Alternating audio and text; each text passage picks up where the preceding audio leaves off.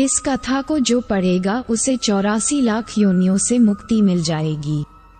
एक बार की बात है कि यशोदा मैया प्रभु श्री कृष्ण के उलाहनों से तंग आ गईं और छड़ी लेकर श्री कृष्ण की ओर दौड़ी। जब प्रभु ने अपनी मैया को क्रोध में देखा तो वह अपना बचाव करने के लिए भागने लगे। भागते भागते श्री कृष्ण एक कुम्हार के पास पहुँचे।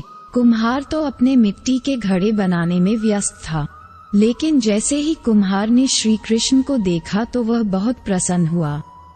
कुम्हार जानता था कि श्री कृष्ण साक्षात परमेश्वर हैं। तब प्रभु ने कुम्हार से कहा कि कुम्हार जी, आज मेरी मैया मुझ पर बहुत क्रोधित हैं। मैया छड़ी लेकर मेरे पीछे आ रही हैं। भैया मुझे कहीं छुपा लो। तब कुम्हार ने श्री कृष्ण को एक बड़े से मटके के नीचे छिपा दिया। कुछ ही क्षणों में मैया यशोदा भी वहां आ गईं और कुम्हार से पूछने लगी, क्यों रे कुम्हार, तूने मेरे कन्हैया को कहीं देखा है क्या? कुम्हार ने कह दिया, नहीं मैया, मैंने कन्हैया को नहीं देखा। श्री कृष्ण ये सब बातें बड़े से घड़े के नीचे छुपकर सुन रहे थे। मैया तो वहां से चली गई।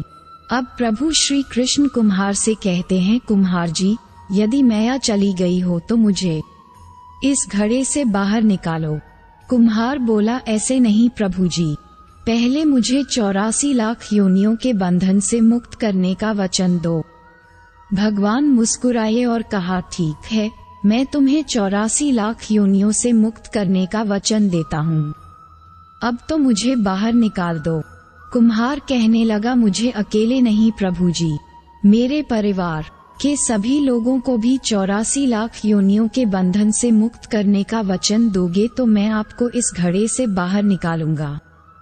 प्रभु जी कहते हैं, चलो ठीक है, उनको भी 84 लाख योनियों के बंधन से मुक्त होने का मैं वचन देता हूँ। अब तो मुझे घड़े से बाहर निकाल दो।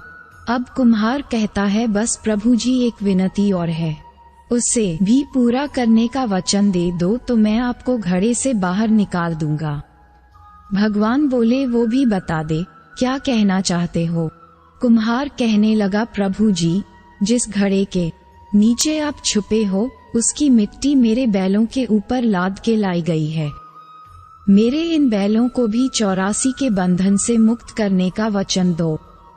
भगवान ने कुम्हार के प्रेम पर प्रसन्न होकर उन बैलों को भी 84 के बंधन से मुक्त होने का वचन दिया। प्रभु बोले, अब तो तुम्हारी सब इच्छा पूरी हो गई, अब तो मुझे घड़े से बाहर निकाल दो।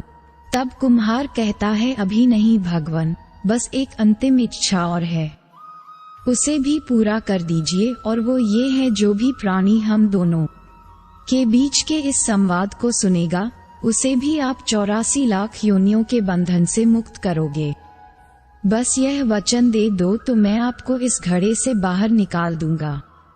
कुम्हार की प्रेम भरी बातों को सुनकर प्रभु श्री कृष्ण बहुत खुश हुए और कुम्हार की इस इच्छा को भी पूरा करने का वचन दिया।